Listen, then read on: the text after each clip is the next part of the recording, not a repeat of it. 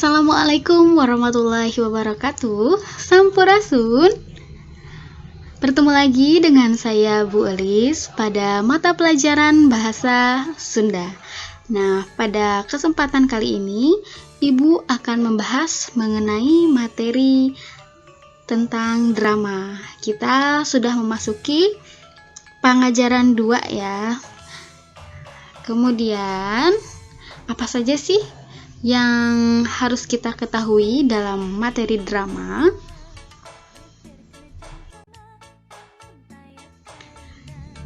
Jadi, di video kali ini, Ibu akan membahas mengenai pengertian drama, jenis drama, perbedaan drama tradisional dan drama modern, serta struktur drama. Yang pertama, kita bahas mengenai pengertian drama. Drama berasal dari bahasa Yunani yang artinya berbuat atau bertindak. Jadi, drama juga bisa diartikan sebagai suatu perbuatan atau tindakan. Jadi, secara umumnya, definisi drama adalah sebuah seni pertunjukan yang menampilkan lakon atau cerita. Nah, drama sebagai salah satu bentuk tontonan sering kita sebut dengan istilah teater, lakon, sandiwara, atau tonil.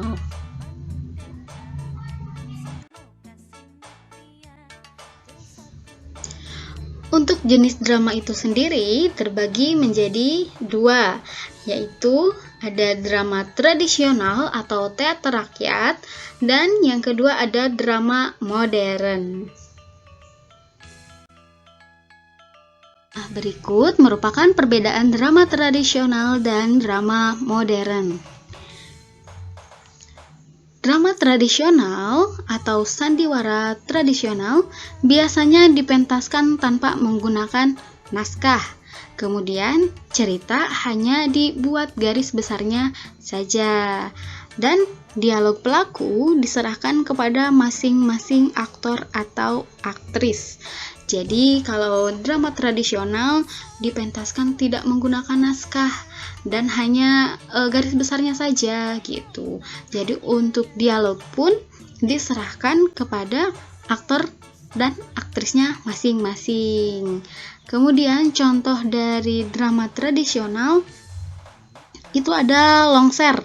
Longser yaitu teater tradisional yang ada di Tatar Sunda. Ludruk juga merupakan teater tradisional dari Jawa, dan lenong teater tradisional dari Betawi.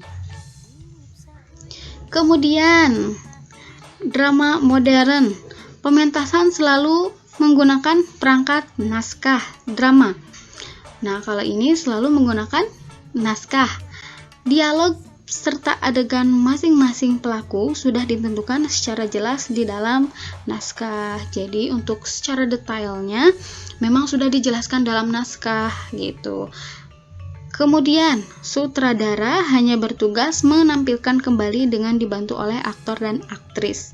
Kemudian improvisasi aktor dan aktris tidak terlalu luas.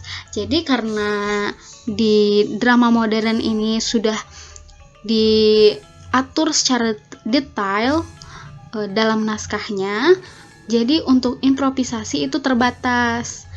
Nah, kalau di drama tradisional, karena dialog pelaku diserahkan kepada masing-masing aktor atau aktris, jadi improvisasi bisa secara luas.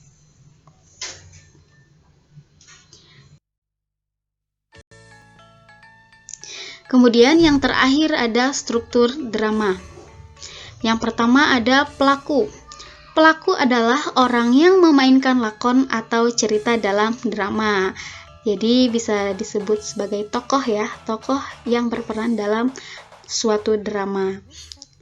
Pelaku bisa terdiri dari 2 orang atau lebih, mau belasan mau puluhan dalam drama itu bisa ya.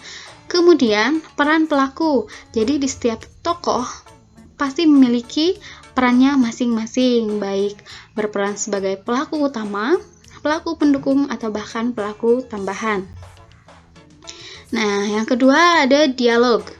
Dialog adalah ucapan atau pembicaraan dari para pelaku. Jadi percakapan yang terdapat pada drama. Nah, dialog dalam pementasan drama ada yang diucapkan langsung menggunakan bahasa ujaran, jadi langsung dilisankan, langsung buat percakapan gitu. Jadi bercakap seperti biasa. Kemudian ada juga yang menggunakan nyanyian, biasanya termasuk drama musikal, atau kalau di Sunda itu ada yang namanya gending karesmen ya. Yang terakhir ada babak dan adegan. Babak adalah pemenggalan-pemenggalan cerita dalam pementasan drama. Pergantian babak biasanya ditandai dengan bergantinya latar tempat, latar waktu, dan pelaku cerita. Jadi ada babak-babaknya. Kemudian adegan. Adegan adalah peristiwa yang terjadi dalam babak. Adegan merupakan bagian kecil dari babak. Jadi di setiap babak memiliki adegan-adegan di dalamnya.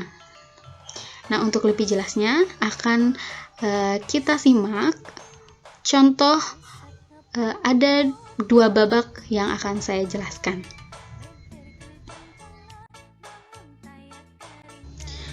Misalnya, pada babak ke-1, latar cerita di sebuah warung, muncul tukang warung dan si A.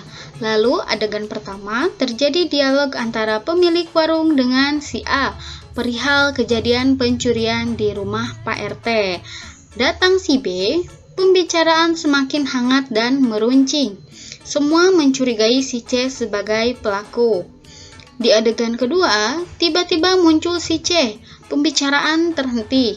Si A dan si B cepat-cepat pergi. Si C berbincang dengan tukang warung. Lalu topiknya kembali ke masalah pencurian. Si C malah mencurigai si A dan si B. Kemudian yang kedua, babak kedua, cerita beralih ke rumah Pak RT. Adegan pertama, tampak Pak RT sedang duduk kebingungan. Datang istrinya, mereka berbincang dan seterusnya. Nah, kita bisa mengetahui dari kedua babak ini bahwa babak ditandai dengan latar tempat, latar waktu, dan pelaku dalam cerita. Di babak ke-1, latar tempatnya ada di sebuah warung. Babak kedua, latar tempatnya di rumah Pak RT. Kemudian, untuk pelaku cerita yang ada dalam babak ke-1, itu ada si A, ada si B, ada si C, dan tukang warung. Untuk pelaku cerita pada babak kedua, ada Pak RT dan istrinya. Nah, untuk adegan, di setiap babak pasti memiliki adegan ya. Jadi ada adegan di dalam babak.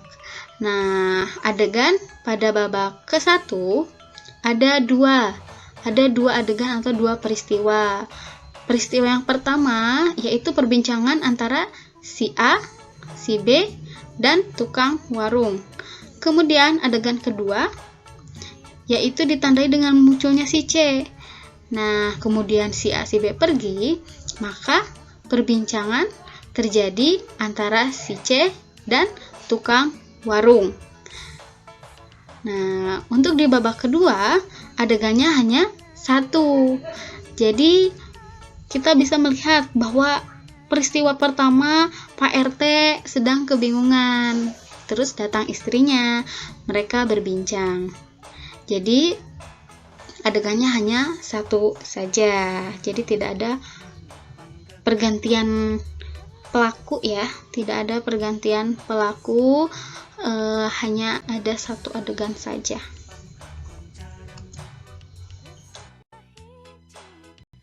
Mungkin itu saja yang dapat saya sampaikan. Terima kasih atas perhatiannya. Wassalamualaikum warahmatullahi wabarakatuh.